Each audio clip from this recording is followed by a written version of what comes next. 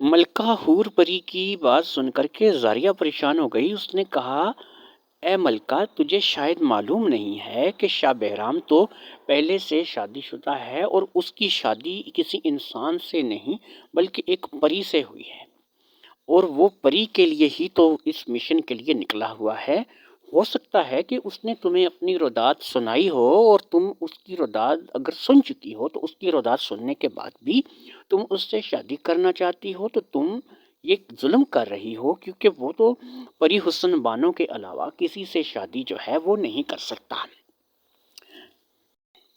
ملکہ حور نے کہا، مجھے معلوم ہے اور اس نے مجھے اپنی کہانی اچھے طریقے سے کہہ سنائی ہے، لیکن تم کیا سمجھتی ہو کہ میں اس کی اس عجیب و غریب لغویات پہ یقین کر لوں گی؟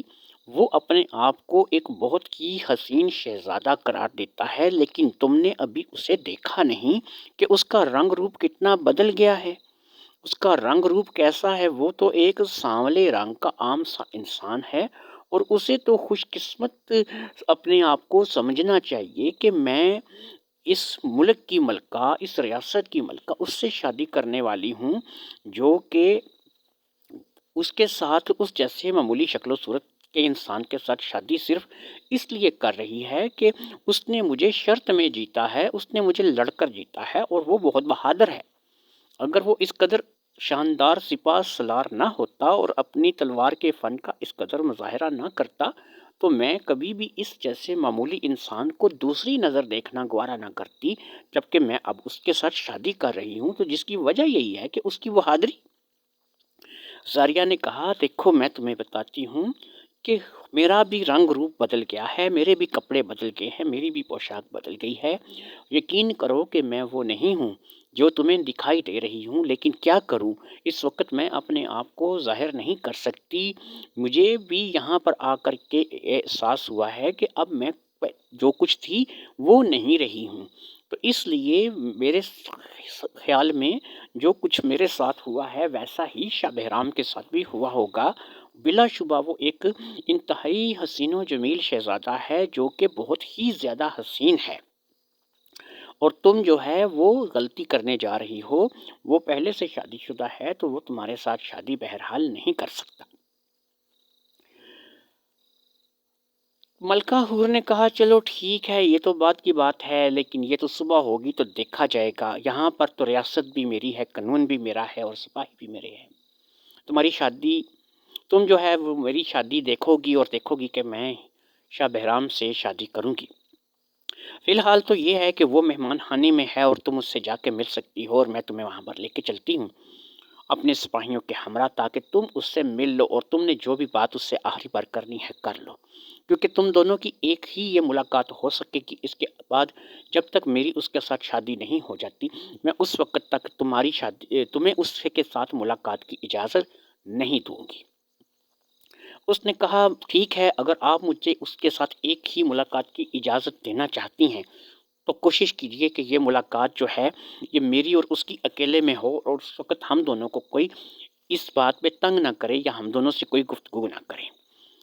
کہا، ٹھیک ہے، محل کے کمرے میں تم دونوں کو اکیلے چھوڑ دیا جائے گا، باہر سخت پہرا ہوگا، تم لوگ وہاں سے بھاگ نہیں سکو گی، لیکن بہرحال تم اس سے بات چیت کر سکو گی، جو بھی بات کرنا چاہو تم اس سے کر سکتی ہو۔ زاریہ نے کہا، ٹھیک ہے، تم مجھے اس کے ساتھ تقریباً 1 گھنٹے تک کمرے میں چھوڑ دینا، میں کوشش کروں گی کہ 1 گھنٹے سے پہلے ہی کمرے سے نکل آؤں۔ اس کے بعد اگلے دن شادی ہونے تک شاہ بہرام کو میں نہیں دیکھوں گی، نہ میں اس سے ملوں گی، اور نہ ہی میں تم لوگوں کی شادی میں کوئی دخل دوں گی۔ اب ملکہ حور نے اپنے سپاہیوں کو حکم دیا کہ اس کو زاریہ کو لے کر کے میرے ساتھ آؤ، اور خود آگے آگے چلی، اور پھر زاریہ اس کے پیچھے پیچھے چلتی ہوئی اس جگہ پر پہنچ گئی جہاں پر شاہ بہرام کو ٹھہرایا گیا تھا، یعنی کہ مردانہ مہمان خانہ۔ مردانہ مہمان خانے میں جب زاریہ شاہ بہرام کے پاس پہنچی، تو شاہ بہرام نے زاریہ کو اور زاریہ نے شاہ بہرام کو بالکل بھی نہیں پہچانا، کیونکہ شاہ بہرام بھی بالکل ایک ایسے حلیے میں تھا کہ جسے زاریہ نے آج سے پہلے نہیں دیکھا تھا، اور زاریہ کو بھی شاہ بہرام نے کم از کم اس حلیے میں نہیں دیکھا تھا۔ جب وہاں پر پہنچ کر ملکہ حور پری نے شاہ بہرام کو مخاطب کیا اور اس کو کہا کہ شاہ بہرام، یہ زاریہ ہے، تمہاری ساتھی جس کے بارے میں تم نے بتایا تھا کہ اس سفر میں وہ بھی تمہارے ساتھ ہے۔ اب زاریہ نے شاہ بہرام کو دیکھا تو دیکھتی رہ گئی۔ اس نے کہا کہ یہ شاہ بہرام کو کیا ہو گیا ہے؟ اس نے آگے بڑھ کے شاہ بہرام کو کہا کیا تم شاہ بہرام ہی ہو؟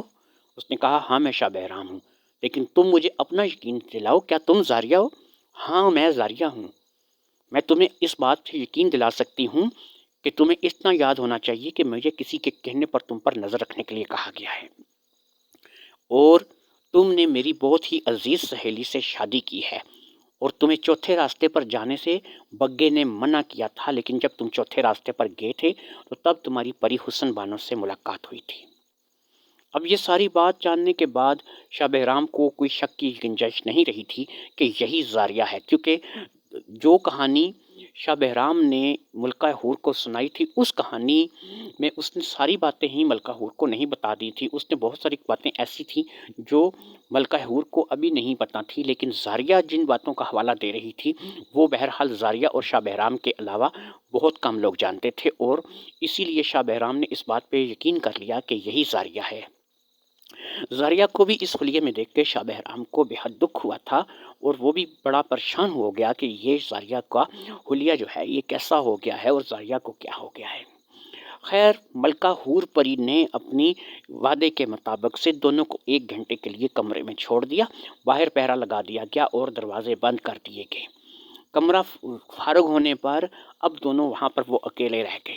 اب زاریہ نے شاہ بہرام سے کہا شاہ بہرام میری کوئی طاقت کام نہیں کر رہی ہے، یہاں پر آ کر میری تمام طلسمی طاقتیں سلب ہو چکی ہیں، میں یہاں پر پہنچی کیسے ہوں یہ میں تمہیں بعد میں بتاؤں گی، لیکن تم مجھے بتاؤ کہ کیا تم ملکہ حور پری سے شادی کرنے کے لیے کل تیار ہو، کیونکہ وہ تو تم سے کل شادی کرنے کا مکمل ارادہ رکھتی ہے۔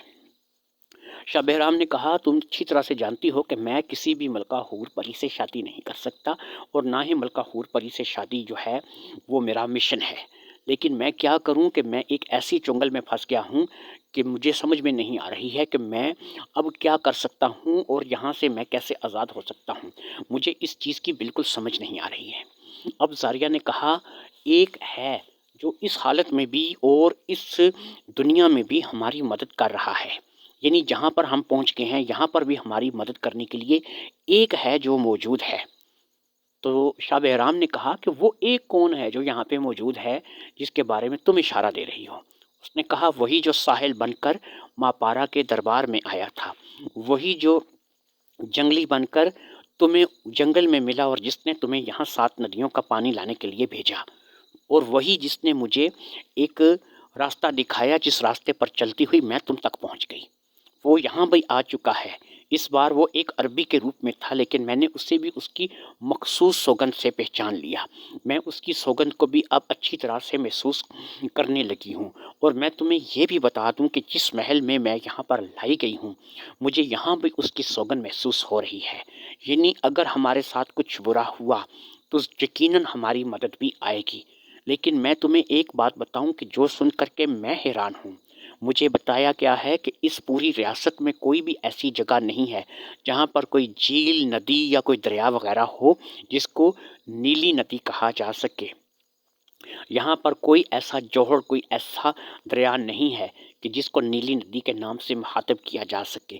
اس لیے اگر ہم لوگ یہاں سے نکل بھاگنے میں کامیاب ہو بھی جاتے ہیں تو نیلی ندی کہاں ہے ہمیں یہ پتہ نہیں ہے۔ بہرحال ہمیں نیلی ندی کو تلاش کرنا ہے، اور نیلی ندی جو ہے وہ کہاں پر ہے اس کے بارے میں ابھی ہمیں کوئی علم نہیں ہے۔ اب شاہ بہرام نے کہا کہ مجھے بتاؤ میں کیا کر سکتا ہوں، یہاں پر تو میں جس قدر سخت پہرے میں ہوں، میں یہاں مہمان خانے میں ضرور ہوں، میری خدمت خاطر ضرور کی جا رہی ہے، لیکن تم اچھی طرح سے جانتی ہو کہ یہ تو بکرے کو ذبح کرنے سے پہلے کھلایا پلایا جا رہا ہے، اور کل میری شادی کر دی جائے گی اور میں یہاں کا بادشاہ بن جاؤں گا۔ حور پری نے میرے اوپر ایک بہت ہی زیادہ مصیبت کھڑی کر دی ہے، میں تو اپنی مصیبت کو نکلا تھا، لیکن اب یہ حور پری نے ایک نئی مصیبت کھڑی کر دی ہے۔ بات یہاں تک پہنچی تھی کہ دروازے پر دستک ہوئی، وہ دونوں ہی بہت ہی آہستہ آواز میں سرگوشی کے انداز میں باتیں کر رہے تھے، اس لیے ان کو اس چیز کا تو نہیں تھا کہ ان کی باتیں سنی جا رہی ہوں گی، وہ بالکل ایک دوسرے کے کان کے پاس آ کر کے آہستہ آہستہ بات کر رہے تھے، اور کوئی اتنا زیادہ تیز کانوں والا نہیں تھا کہ جو ان کی بات کو سن سکتا۔ لیکن دروازے پر دستک کی آواز سن کر وہ دونوں چونک ضرور گئے تھے۔ ان کو پریشانی ہوئی تھی کہ اب دروازے پر کون آ گیا ہے۔ جب دروازے پر دوبارہ دستک ہوئی تو اب شاہ بہرام نے آگے بڑھ کے دروازہ کھول دیا۔ جیسے ہی دروازہ کھلا ہر طرف سے چیخو پکار کی آواز سنائی دینے لگی۔ ایسا لگتا تھا کہ جیسے محل میں طوفان آیا ہوا ہے۔ یہ دروازہ جو ہے یہ کھٹکھٹانے والا کون تھا یہ دکھائی نہیں دے رہا تھا، لیکن محل میں ہر طرف بگدڑ مچی ہوئی تھی۔ ہر طرف سے کوئی نہ کوئی بھاگ دوڑ مچی ہوئی تھی اور پھر ایک افریت ایک بہت بڑی بلا نما چیز وہاں پر اس محل میں دکھائی دی اور تھوڑی ہی لمحے وہ ظاہر رہی اور پھر وہ وہاں سے غائب ہو گئی۔ وہ کہاں پر چلی گئی تھی یہ کسی کو علم نہیں تھا، لیکن وہ تھوڑی ہی دیر کے لیے آئی تھی اور یہ جو دروازہ وغیرہ کھٹکا تھا شاید اس کی وجہ ایک آندھی تھی، ایک طوفان تھا جو اس کی افریت کے آنے پر آیا تھا۔ جیسے ہی وہ افریت وہاں سے گئی یہ دروازہ کھٹکنا بھی بند ہو گیا اور وہ محل میں جو بگدڑ مچی ہوئی تھی وہ بھی رک گئی۔ لیکن جیسے ہی محل میں بگدڑ مچی کچھ لوگ فوری طور پر بھاگتے ہوئے زاریہ اور شاہ بہرام کے کمرے میں پہنچے اور انہوں نے آ کر کے زاریہ اور شاہ بہرام کو بتایا کہ مالکوس دیو جو تھا وہ ملکہ حور پری کو یہاں سے اٹھا کر لے گیا ہے۔ مالکوس دیو جو ہے وہ ملکہ حور پری کو پسند کرتا ہے اور کئی سالوں سے اس سے شادی کرنے کا خواہش مند ہے، لیکن ملکہ حور پری نے کبھی بھی اسے شادی کے لیے پسند نہیں کیا اور اسے کبھی کوئی گھاس نہیں ڈالی۔ لیکن مالکوس دیو جو ہے وہ شہزادی کے پیچھے مسلسل لگا رہا۔ پتہ نہیں کیسے اسے اس بات کی خبر ہو گئی کہ شہزادی جو ہے وہ ایک آدم ذات سے شادی کرنے جا رہی ہے اور وہ شہزادی کو اٹھا کر کے لے گیا ہے۔ یہ ابھی وہی ظاہر ہوا تھا، وہی آیا تھا اور وہ شہزادی کو لے کر کے یہاں سے فضا میں بلند ہو گیا ہے۔ اس لیے میں آپ سے درخواست کرتا ہوں کہ آپ کسی نہ کسی طریقے سے ہماری شہزادی کو، ہماری ملکہ حور کو واپس لے کر کے آئیں۔ اب شاہ بہرام نے کہا ٹھیک ہے، لیکن اس کے لیے میری ایک شرط ہوگی، میں ملکہ حور سے شادی نہیں کروں گا۔ اگر تم لوگ چاہتے ہو کہ میں تمہاری ملکہ کو واپس لے کر کے آؤں اور تمہاری ملکہ جو ہے وہ اس افریت ملکوس سے آزاد ہو کر کے تم لوگوں کے پاس واپس آ جائے، تو تم لوگوں کو سب کو میرے ساتھ یہ اقرار کرنا ہوگا کہ میں ملکہ کے ساتھ شادی نہیں کر سکتا کیونکہ میں پہلے سے شادی شدہ ہوں، لیکن میں ملکہ کے کہے پہ مجبور تھا۔ لیکن میں نے اپنی ساری صورتحال ملکہ کو بتائی بھی تھی، لیکن اس کے باوجود بھی ملکہ مجھ سے شادی کرنے کے لیے تیار ہو گئی تھی۔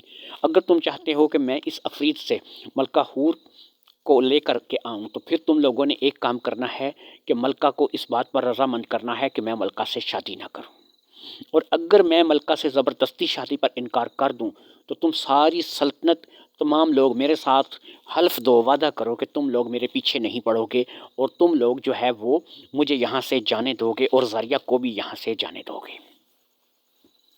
اب وہ جو شخص آنے والا تھا وہ بھی ان چاروں سپہ سالار میں تھا جنہوں نے شہزادے شاہ بہرام کے ساتھ مقابلہ کیا تھا۔ انہوں نے کہا کہ ٹھیک ہے، میں آپ سے وعدہ کرتا ہوں کہ اگر کچھ ایسا ہوا تو کیونکہ فوج میں اختیار میرا ہے تو میں ملکہ عالیہ کو بھی روکوں گا اور اپنی فوج کو بھی روکوں گا، آپ نے جہاں جانا ہو وہاں چلے جائیے گا، لیکن اس سے پہلے کہ دیر ہو جائے اور ملکہ حور کہیں دور چلی جائے آپ ملکہ حور پری کو لے آئیں اور کسی بھی طریقے سے مالکوس کا خاتمہ کر دیں۔ شاہ بہرام نے کہا تم فکر مت کرو، یہ کام میں کر لوں گا۔ اب شاہ بہرام نے کہا کہ ٹھیک ہے، تم ایسا کرو کہ میرے اور زاریہ کے لیے 2 تیز رفتار گھوڑے، تلوار اور زرہ کا بندوبست کرو تاکہ ہم مالکوس کے پیچھے جا سکیں، اور اس کے علاوہ تم مالکوس کے بارے میں جو کچھ بھی جانتے ہو وہ ہمیں بتا دو۔ اب اس سپہ سالار نے کہا مالکوس ایک دیو زاد ہے، وہ بہت طاقتور ہے، یہاں کے ہماری نگری کے دیووں کا بادشاہ ہے۔ مالکوس کو کوئی بھی پسند نہیں کرتا کیونکہ وہ ایک برا دیو ہے اور آج تک اس نے کسی کی خیریت نہیں چاہی۔ وہ ملکہ حور پری کو بہت عرصے سے پسند کرتا ہے، لیکن ملکہ حور پری نے اس سے شادی کرنے سے انکار کر دیا تھا۔ ملکہ حور پری نے اس سے کہا تھا کہ تم ایک بہت بڑی افریت ہو، ایک دیو ہو، میں ایک آدم ذات ہو کر تم سے شادی کیسے کر سکتی ہوں؟ اس نے کہا تھا کہ میں اپنے آپ کو آدم ذات بنا لوں گا، تمہارے ساتھ میں ایک انسان کی طرح رہوں گا، لیکن وہ اپنی باتوں کا پکا نہیں ہے، وہ انتہائی لالچی اور بد فطرت قسم کا جن ہے، اور وہ دیو جو ہے وہ مالکوس ہے اور وہ یہاں سے کچھ دور شمال کی طرف کالی پہاڑی پر رہتا ہے۔ کالی پہاڑی میں ایک بہت بڑی غار ہے جس میں وہ رہتا ہے۔ سوچو وہ غار کیسی ہوگی۔ وہ ملکہ حور پری کو اٹھا کر کے یقیناً اسی غار میں لے کر کے گیا ہوگا، اور ملکہ حور پری اب اگر اس کے پاس وہاں پہنچ گئی ہے تو ہو سکتا ہے کہ وہ ملکہ حور پری کے ساتھ زبردستی شادی کر لے۔ اگر اس نے ملکہ حور پری کے ساتھ زبردستی شادی کر لی تو یاد رکھو کہ وہ شادی کرنے کے کچھ عرصے بعد ہی اس عورت کو جس سے وہ شادی کرتا ہے ہلاک کر کے کھا جاتا ہے۔ اس لیے ملکہ حور پری نہیں بچے گی، اور اگر ملکہ حور پری نہیں بچے گی تو یہ ریاست بھی ختم ہو جائے گی۔ اس سے پہلے بھی وہ 9 عورتوں کو اسی طرح سے کھا چکا ہے۔ مختلف ریاستوں کی شہزادیاں اور ملکائیں اٹھا کر کے وہ لے کر کے گیا اور ان سے شادی کر کے ان کو کھا گیا۔ ملکہ حور 10ویں ہے، لیکن وہ ملکہ حور کے ساتھ شادی کرنے پر ہی بضد تھا۔ اس نے کبھی بھی ملکہ حور کو اٹھا کر لے جانا مناسب نہیں سمجھا، لیکن اب لگتا ہے کہ جیسے ہی اسے خبر ملی کہ وہ شادی کرنے والی ہے وہ اسے اٹھا کر کے لے گیا۔ شاہ بہرام نے کہا ٹھیک ہے، میں سمجھ گیا ہوں، کالی پہاڑی کا راستہ تم لوگ مجھے سمجھا دو اور مجھے شمال کی سمت وہ جگہ بھی بتا دو جہاں پر وہ رہتا ہے، باقی میں جانوں اور میرا کام جانے۔ مجھے 2 تیز دھار تلواریں اور مجھے ایک زرہ اور مجھے 2 گھوڑے چاہیے تیز رفتار، جن پر بیٹھ کر میں اس کا پیچھا کر سکوں اور اس کے طرف جا سکوں۔ تھوڑی ہی دیر میں شاہ بہرام کے کہے کے مطابق تمام چیزیں شاہ بہرام کو مہیا کر دی گئیں، اور شاہ بہرام نے زاریہ کو ساتھ لیا اور زاریہ کو ساتھ لے کر کے نکل بھاگا۔ جیسے ہی شاہ بہرام اور زاریہ جو ہے وہ اس محل سے باہر نکلے اور اس محل سے تقریباً وہ کچھ فاصلے پر گئے تو انہوں نے پیچھے مڑ کر دیکھا تو وہ محل وہاں پر موجود ہی نہیں تھا۔ وہ محل تو وہاں سے غائب ہو چکا تھا۔ اب وہاں پر محل کا نام و نشان نہیں تھا۔ دونوں اس صورتحال کو دیکھ کر کے ٹھٹکے اور رک گئے۔ دونوں نے رک کر پیچھے دیکھا اور اپنے گھوڑوں کو پیچھے گھما دیا۔ گھوڑے دوڑاتے دوڑاتے جب وہ دوبارہ اس جگہ پر پہنچے جہاں پر کچھ لمحے پہلے محل تھا، اب وہاں پر ایک نیلے رنگ کی صاف شفاف پانی کی ندی بہہ رہی تھی۔ یہ ندی اسی محل کی جگہ پر تھی جس جگہ پر وہ محل تھا، اور ہر طرف جو ہے وہ ویرانہ ہی ویرانہ تھا۔ یہاں پر کوئی انسان نہیں تھا، کوئی آبادی نہیں تھی، اور دور دور تک جو ہے وہ پھیلا ہوا جنگل، بیابان، باغات، اس قسم کی چیزیں تھیں، درخت لگے ہوئے تھے، اور صرف یہ نیلے پانی کی ندی تھی۔ اس نیلے پانی کی ندی میں بھی ایک راستہ نظر آ رہا تھا جو کہ گھومتا چلا جا رہا تھا۔ وہ ایک دروازہ تھا شاید کسی اور دنیا میں جانے کے لیے، اور وہ نیلی ندی کا پانی جو تھا وہ ان کے سامنے تھا۔ زاریہ اور شاہ بہرام نے نیلے ندی کے پانی کو دیکھا، اور پھر جب ان کا عکس اس پانی میں پڑا تو انہوں نے اپنی شکلیں دیکھیں۔ شاہ بہرام اپنی اصلی حالت میں آ چکا تھا اور زاریہ بھی پری کے روپ میں واپس آ چکی تھی۔ اب وہ بھی زاریہ کے روپ میں تھی اور شاہ بہرام بھی اپنے اصلی روپ میں واپس آ چکا تھا۔ لیکن یہ کیا؟ اب ان کو اس بات کی سمجھ میں نہیں آ رہی تھی کہ یہ کیا طلسم تھا۔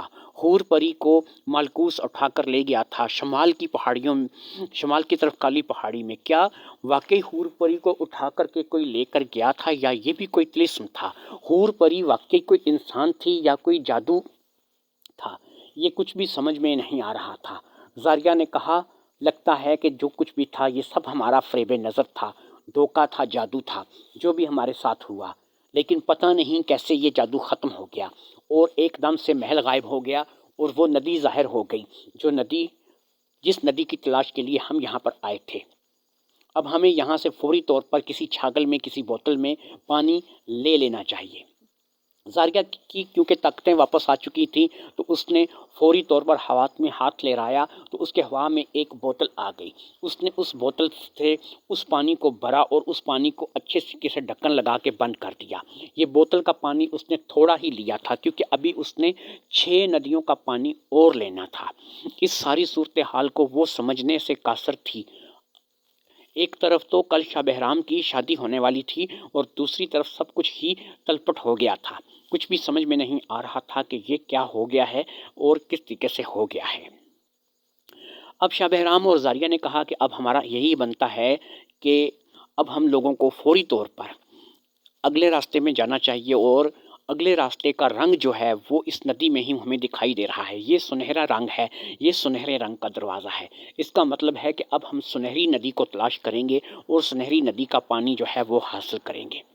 وہ دونوں گھوڑے جو سپہ سالار نے ان کو دیے تھے، وہ دونوں گھوڑے ابھی تک موجود تھے، وہ غائب نہیں ہوئے تھے جن گھوڑوں پر بیٹھ کر کے یہ نکلے تھے۔ یہ دونوں گھوڑے بھی یہیں ساتھ تھے۔ تو انہوں نے کہا کہ چلو ٹھیک ہے، اب ہمیں ایسا کرنا چاہیے کہ فوری طور پر اس دروازے میں داخل ہو جانا چاہیے، اور پھر یہ جو دو گھوڑے ہیں یہ یہیں کھڑے رہیں گے، تاکہ اگر ہمیں واپس آنا پڑے اور ہماری واپسی تک یہ دونوں گھوڑے ہمیں یہیں پر مل گئے تو ہمیں واپس اپنے راستے پر پہنچنے میں اور یہاں سے واپس جانے میں آسانی ہو جائے گی۔ ہو سکتا ہے کہ یہ گھوڑے کسی ہمارے کام آ جائیں۔ یہی سوچ کر دونوں نے ایک دوسرے کا ہاتھ پکڑا اور پھر انہوں نے چھلانگ لگا دی۔ یہ چھلانگ اس سنہری دروازے میں تھی جو کہ اب انہیں کسی اور ہی دنیا میں لے کر کے جانے والا تھا۔ لیکن جیسے ہی ان دونوں نے چھلانگ لگائی وہ سنہری دروازہ بند ہو گیا۔ وہ جگہ ایک دم سپاٹ ہو گئی اور وہاں پر کوئی بھی پانی اب موجود نہیں تھا، نہ ہی نیلا اور نہ ہی کسی اور رنگ کا اور نہ ہی کسی رنگ کا دروازہ تھا۔ انہوں نے پیچھے مڑ کر دیکھا تو دونوں گھوڑے کھڑے تھے، اور پھر انہوں نے دیکھا کہ ایک لمبا تڑنگا انسان دور سے چلتا ہوا آ رہا ہے۔ یہ کوئی جوگی سا معلوم ہوتا تھا، دیوانہ سا۔ وہ ان کے پاس آ کر کے کھڑا ہو گیا۔ اس شخص کی سوگند سون کر بھی زاریہ نے پہچان لیا کہ ساحل ہی ہے جو کہ ایک نئے روپ میں ان کے ساتھ آیا ہے۔ اس دیوانے نے کہا، اے شاہ بہرام، تو نے ایک وعدہ کیا ہے حور پری کو مالکوس سے چھڑانے کا۔ جب تک تو حور پری کو مالکوس سے چھڑا نہیں لیتا اس وقت تک تو اس دروازے میں داخل نہیں ہو سکتا۔ تو اس دروازے میں اسی وقت داخل ہو سکے گا جب تو حور پری کو مالکوس سے جا کے چھڑا کر کے لائے گا۔ اسی لیے یہ دونوں گھوڑے غائب نہیں ہوئے ہیں، باقی سب کچھ غائب ہو گیا ہے۔ یہ کہہ کر کے وہ دیوانوں کی طرح چلتا ہوا آگے غائب ہو گیا۔ شاہ بہرام اور زاریہ اب دونوں ایک دوسرے کی شکل دیکھنے لگے۔ اب دوسرا دروازہ اس وقت تک نہیں کھل سکتا تھا جب تک کہ مالکوس کو ہلاک کر کے حور پری کو اٹھا کر کے واپس بچا کر کے نہ لایا جاتا۔ حور پری کو بچانا اب ضروری ہو گیا تھا، اس لیے دوبارہ شاہ بہرام اور زاریہ نے انہی گھوڑوں پر سواری کی اور پھر شمال کی طرف روانہ ہو گئے۔ شاہ بہرام اور زاریہ گھوڑے پر بیٹھ کر چلتے چلتے جا رہے تھے، اور ان کی جو منزل تھی وہ شمال کی طرف کالی پہاڑی تھی۔ تھوڑی ہی دیر میں وہ ایک ایسی جگہ پر پہنچ گئے جہاں پر انہیں پہاڑی سلسلے کے آثار نظر آنے لگے، اور انہوں نے دیکھا کہ یہاں پر بہت سی پہاڑیاں ہیں، اور ان میں ایک پہاڑی ایسی ہے جو کہ بہت ہی بڑی ہے اور اس کا رنگ سیاہ کالا ہے۔ یہ پہاڑی جو تھی یہ یقیناً مالکوس کی رہائش گاہ تھی، اور مالکوس اسی پہاڑی کی کسی غار میں تھا۔ اب مالکوس کو للکارنا جو ہے یہ ضروری ہو گیا تھا، اور کیونکہ اب شہزادے شاہ بہرام کے پاس جو تلوار تھی وہ اس کی اپنی تلوار آ چکی تھی، یعنی وہی تلوار جو کہ کفل شکن تلوار تھی، اور وہی گیند اور مشل اس کے پاس واپس آ چکی تھی۔ زاریہ کی طلسمی طاقتیں بھی اس کے پاس واپس آ چکی تھیں۔ اب شاہ بہرام کے لیے کسی بھی دیو مالکوس کا مقابلہ کرنا مشکل نہیں تھا، لہٰذا اس نے وہاں پر پہاڑی پہ جا کے مالکوس کو پکارا، اور پھر دیکھتے ہی دیکھتے مالکوس جو ایک غار سے نکل کر کے سامنے آ گیا۔ مالکوس واقعی بہت بڑا قد آور دیو تھا اور انتہائی خطرناک تھا۔ مالکوس کا رنگ بھی پہاڑی کی طرح سیاہ کالا تھا، اس کی بڑی بڑی مونچھیں تھیں اور اس کے سر پر ایک اکلوتا سینگ تھا۔ مالکوس کو دیکھ کر کے شاہ بہرام نے تلوار کو نکال کر کے اپنے ہاتھ میں پکڑ لیا اور مالکوس کو مارنے کے لیے للکارا۔ شاہ بہرام کی للکار سن کر مالکوس نے ایک زوردار کہکا لگایا۔ اس کے کہکے سے تمام پہاڑی علاقہ گونج اٹھا۔ وہ کسی بھی طرح شہزادے کو خطر میں نہیں لا رہا تھا۔ اس نے فوری طور پر جب دیکھا کہ شہزادہ اس کو مارنے کے لیے اپنے ہاتھ میں تلوار پکڑ چکا ہے تو وہ شہزادے کا مذاق اڑاتا ہوا وہاں سے نکل آیا، اور پھر اس نے شہزادے کو اپنے ایک ہی ہاتھ سے اٹھا کر پٹکنا چاہا، لیکن شہزادہ اس ہاتھ کے وار سے بچ گیا۔ وہ واقعی بہت بڑا عفریت تھا، بگی دیو جتنا تو یہ بھی نہیں تھا، لیکن یہ واقعی بہت بڑا عفریت تھا، اور اسے دیکھ کر کے ایسا محسوس ہوتا تھا کہ اس میں سینکڑوں دیووں جیسی طاقت ہے، اور وہ بہت طاقتور اور مضبوط جسم کا مالک تھا۔ شاہ بہرام نے تلوار کے نپے تلے وار اس پر کرنے شروع کر دیے، لیکن وہ بھی انتہائی پھرتیلا تھا، وہ بھی شاہ بہرام کے کسی وار میں پھنسنے کے لیے تیار نہیں تھا۔ اسی اسنا میں شاہ بہرام کو لڑتے لڑتے ایک دھکا لگا، اور اس کا دھکا اس قدر زوردار تھا کہ شاہ بہرام ہوا میں اڑتا ہوا بہت دور جا کر کے گرا۔ یہ تو اچھی بات تھی، اس کی قسمت اچھی تھی کہ وہ زمین پر گرا تھا اور زمین نرم تھی، ورنہ شاہ بہرام اگر کسی پہاڑی پر گرتا تو شاہ بہرام مر بھی سکتا تھا اور اس کا جسم کٹ بھی سکتا تھا، لیکن زمین پر گرنے کی وجہ سے اسے زیادہ چوٹ نہیں آئی تھی۔ وہ ایک دم سے اٹھ کر کے کھڑا ہو گیا، اور اب اس کے پاس اس کے علاوہ کوئی چارہ نہیں تھا کہ وہ گیند نکالے اور اس کو بھی بے ہوش کر دے۔ لہٰذا شاہ بہرام نے فوری طور پر اپنی گیند نکالی، اور اب وہ ایک بار پھر اس دیو مالکوس کے مقابلے پر آیا۔ جیسے ہی مالکوس نے شاہ بہرام پر حملہ کرنے کے لیے آگے بڑھا، شاہ بہرام نے گیند سیدھا اس کے منہ پر دے ماری۔ گیند کا اس کے منہ پر لگنا تھا کہ وہاں پر مالکوس گر کر بے ہوش ہو گیا۔ زاریہ جو کچھ دور کھڑی یہ تماشا دیکھ رہی تھی، زاریہ بھی گر کر کے بے ہوش ہو گئی۔ زاریہ کو اس چیز کا اندازہ نہیں تھا کہ وہ گیند کا استعمال کر کے اس کو بے ہوش کرے گا۔ زاریہ اگرچہ گیند کو جانتی تھی اور گیند کا استعمال بھی جانتی تھی، لیکن اسے نہیں پتا تھا کہ وہ بھی ساتھ ہی بے ہوش ہو جائے گی۔ جیسے ہی مالکوس بے ہوش ہوا، اب شاہ بہرام نے تلواروں کے تابڑ توڑ وار اس کے جسم پر کرنے شروع کر دیے، لیکن یہ کیا کہ تلواروں کے اس قدر وار ہونے کے باوجود بھی اسے کوئی زخم نہیں آ رہا تھا، اور وہ بالکل نارمل تھا۔ ایسا لگتا تھا جیسے وہ سویا ہوا ہے اور کوئی بھی تلوار کا جو زخم ہے وہ اس کو نہیں لگ رہا تھا۔ اتنی تمام کوشش کے باوجود شاہ بہرام اس پر وار کر کر کے مکمل طور پر ہانفنے لگا، اور گیند جو تھی وہ دوبارہ شاہ بہرام کے پاس واپس آ چکی تھی۔ اسی اسنا میں اسی لڑائی میں 5 منٹ کا وقفہ گزر گیا، اور وہ مالکوس ایک دفعہ پھر ہوش میں آ کر کے کھڑا ہو گیا۔ اب کی بار اس نے زیادہ ہی جارحانہ انداز میں شاہ بہرام پر حملے شروع کر دیے۔ ادھر زاریہ بھی ہوش میں آ چکی تھی، اور اب وہ اٹھی نہیں تھی، وہیں پہ بیٹھے بیٹھے ہی سارا تماشا دیکھ رہی تھی، اور زاریہ جو ہے وہ مالکوس کی نظر میں نہیں تھی، اور نہ ہی وہ شاہ بہرام کو دکھائی دے رہی تھی، کیونکہ یہاں پر آتے ہی زاریہ نے اپنے آپ کو غیبی حالت میں کر لیا تھا، کیونکہ وہ نہیں چاہتی تھی کہ وہ کسی لڑائی کا حصہ بنے۔ یہ لڑائی شاہ بہرام کی تھی، وہ شاہ بہرام کی مدد کر سکتی تھی۔ جب زاریہ نے دیکھا کہ 5 منٹ کی بے ہوشی کے باوجود بھی یہ مالکوس زندہ ہے، تو زاریہ کو سمجھ میں نہیں آیا کہ وہ اس کا کیا کرے۔ بہرحال زاریہ کو اب کچھ بھی سمجھ میں نہیں آ رہا تھا کہ اس مالکوس کا خاتمہ جو ہے وہ کیسے کیا جا سکتا ہے۔ مالکوس رفتہ رفتہ شاہ بہرام پر ہیوی ہوتا جا رہا تھا۔ شاہ بہرام کافی تھک چکا تھا، اور اب شاہ بہرام اس طریقے سے وار نہیں کر رہا تھا جیسے کہ وہ پہلے وار کر رہا تھا۔ شاہ بہرام کی تھکاوٹ جو ہے وہ اس دیو کا حوصلہ بڑھا رہی تھی، اور چند ہی لمحے میں ہو سکتا ہے کہ وہ شاہ بہرام کو اپنے دونوں ہاتھوں میں جکڑ کر اس کا سرما بنا دے اور اس کی ہڈیاں تک توڑ کے رکھ دے۔ مگر زاریہ نہیں چاہتی تھی کہ شاہ بہرام اس لڑائی میں ہارے اور اس کی ہڈیاں پسلیاں ٹوٹ جائیں، اور وہ جو ہے وہ اپاہج ہو جائے یا مر جائے۔ اس لیے زاریہ کسی نہ کسی طور پر شاہ بہرام کی مدد کرنا چاہتی تھی۔ زاریہ نے آنکھیں بند کر لی، اور دل ہی دل میں اس نے اللہ کو یاد کیا، اور اس نے اللہ سے کہا کہ یا اللہ میری کچھ مدد کر، میری مدد بھیج، مجھے سمجھ میں نہیں آ رہا کہ یہ دیو جو ہے یہ شاہ بہرام کے ہاتھ کیوں نہیں مر رہا۔ 5 منٹ کی بے ہوشی بھی اس کی جان نہیں لے سکی۔ اب اس گیند کو وہ دوبارہ اگر استعمال کرے تو وہ ابھی استعمال نہیں کر سکتا، کیونکہ یہ گیند اگر ایک بار کسی پر استعمال کی جائے تو پھر اس پر اتنی جلدی استعمال نہیں کی جا سکتی، کم سے کم 24 گھنٹے بعد اس پر دوبارہ استعمال کی جا سکتی ہے۔ یہ بات جو ہے یہ صرف جنات کے لیے مخصوص تھی، انسانوں کے لیے اسے بار بار استعمال کیا جا سکتا ہے۔ اس لیے اب زاریہ جو ہے وہ اس بات کو لے کر کے پریشان تھی۔ اسی وقت جیسے ہی زاریہ اس بات کی دعا کر رہی تھی، اسی وقت اس کی آنکھوں کے سامنے ساحل کا چہرہ لہرا گیا۔ اب اسے ایک ایسی آواز بہت دور سے اپنے کانوں میں آتی ہوئی محسوس ہوئی، اس دیو کے سر پر جو سینگ ہے اس سینگ پہ مارو، یہ تب مرے گا، یہ ورنہ ایسے نہیں مرے گا۔ اگر اس کو ہلاک کرنا ہے تو اس کے سر کا جو سینگ ہے اس کو نشانہ بناؤ۔ یہ بات سننے کے بعد اب نے زاریہ کو اس بات کے علاوہ کوئی چارہ نہیں تھا کہ وہ اپنے آپ کو ظاہر کر دے، لہٰذا اس نے فوری طور پر اپنے آپ کو ظاہر کیا اور شاہ بہرام کو اس نے پکارا۔ اس نے کہا شاہ بہرام اس کے سر پر جو سینگ ہے اس کو نشانہ بناؤ، اس کی جان اس کے سینگ کے اندر ہے، جیسے ہی تم اس کا سینگ کاٹو گے یہ مر جائے گا۔